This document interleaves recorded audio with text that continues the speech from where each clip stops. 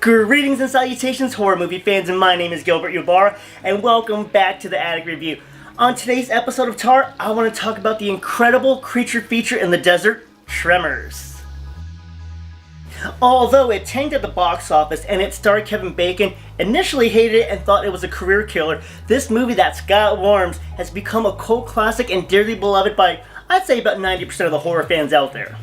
And we're going to see why as I break the movie down into the 3 acts as I saw them play out, what I liked, disliked about each act, and how I felt about the movie overall. So without further ado, let's see what's going on in the desert and causing all of these tremors. Welcome to Perfection, where the players play and they got nothing to do like every day. This town has a population of 14 and is nice and quiet, with the exception of Horndog Val, played by Kevin Bacon, and his hetero life mate, Old Man Earl, played by the late and great Fred Ward. These two are the local handymen who are fed up with their time in Perfection when they come across a female college student named Rhonda who is scouring the desert. Rhonda is a sweet gal with some strange news. She informs them that there's some crazy shit going on in the ground with no explanation. Probably nothing to worry about. After Val and Earl get an accidental but literal shit shower, they have had it with this dump. They got no food, they got no jobs, the townspeople's heads are about to start falling off. I may have exaggerated that last part a little bit, but as they attempt to escape Perfection, it seems like fate just straight up hates them. The dynamic duo come across 2 dead townfolk who died in strange fashion, and after letting the town know about the bizarre deaths, they again try to flee Perfection, but no! This time, the only road out is blocked and they're going fucking nowhere. Where are they going? Nowhere. But they ain't done yet. They find 2 workers that looks like they've been serial crushed by some huge freaking guy.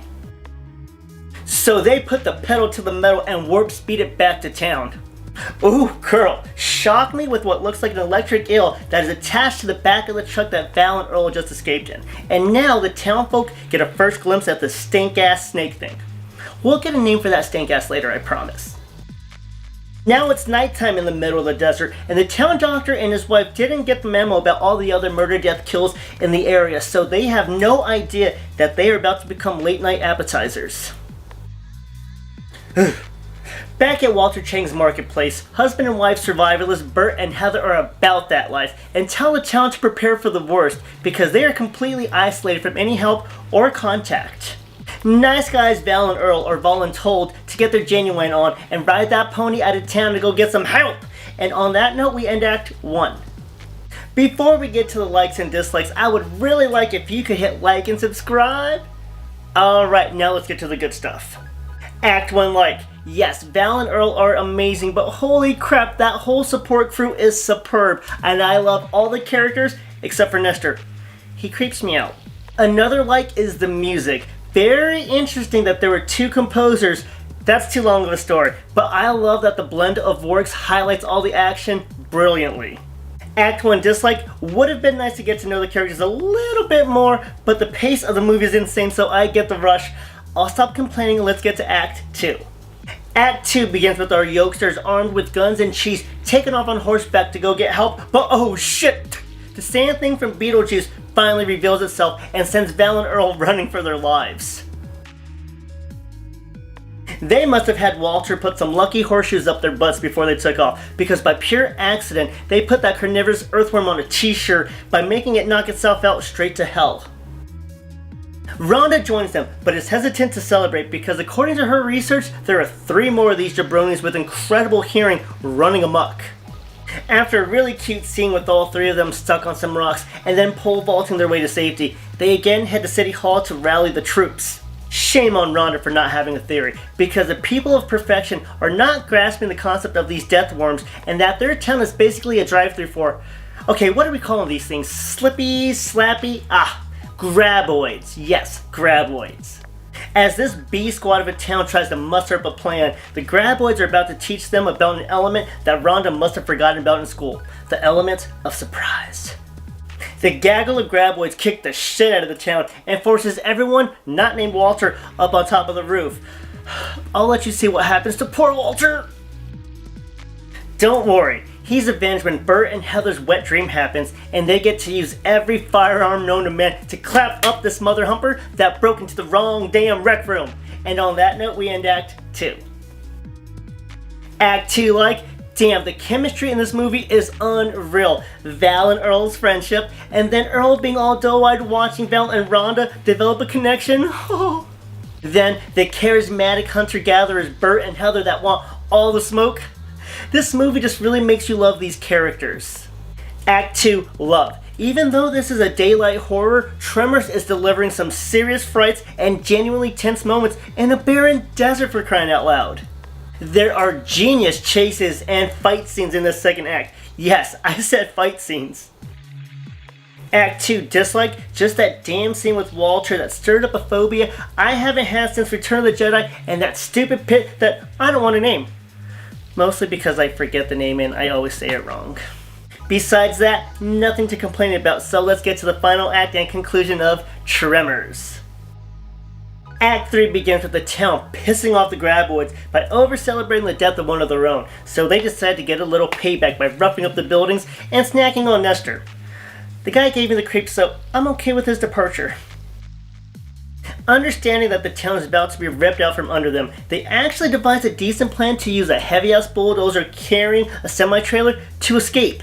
But getting the vehicle ready? Woof, that's going to be quite the chore. Call Val the Nevada Miracle Man, because he pulls off the impossible and gets the semi-trailer rolling out of here with the survivors and a small artillery. And they're laughing, they're having a good time when the graboids set a trap and say, "You're gonna die, clowns!" and chase their asses back to a boulder where they wait for certain death now. Maybe I spoke too soon, because Thinking Man Earl gets a snazzy idea to play rodeo with some dynamite and see if the graboids enjoy eating gunpowder sandwiches.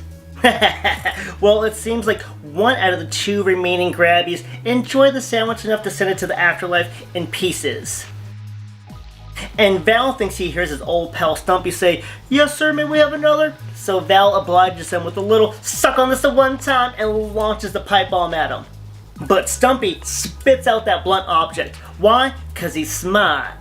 The hilarious tossback yeets Val, Earl, and Rhonda off the safety of the rocks for one final showdown between Val and roided up Earthworm Jim. It was a great moment that was foreshadowed earlier, so please enjoy. And now, let's talk about the conclusion and my sentiments towards Tremors. Act 3, everything about this last 30 minutes was magic. Intense chasing one after the other, funny ass jokes, humorous dialogue between all the characters, and what an ending. One of the fastest paced third acts I've ever seen. I love how the tempo never let up, kept adrenaline up, and soothed you with laughs at just the right time. Act 3 dislike? Man, I just wish it was longer. That's what she said. Overall feelings toward this 90s rubbish? God, I can't say enough how much I love this film, and it might be my ultimate comfort movie. Whenever I'm in a slump, I just put on Val and Earl versus Stumpy and the Graboid Revolution and I immediately cheer up. The scares, the humor, the friendship, the romance, just what's there not to love about Tremors? I'll never watch the whole franchise, but my admiration for this one will never change, and I hope you enjoy this one as much as I do. And that's it for today's episode of Tar and my doe eyes toward this almost perfect horror comedy. Thank you, Tremors.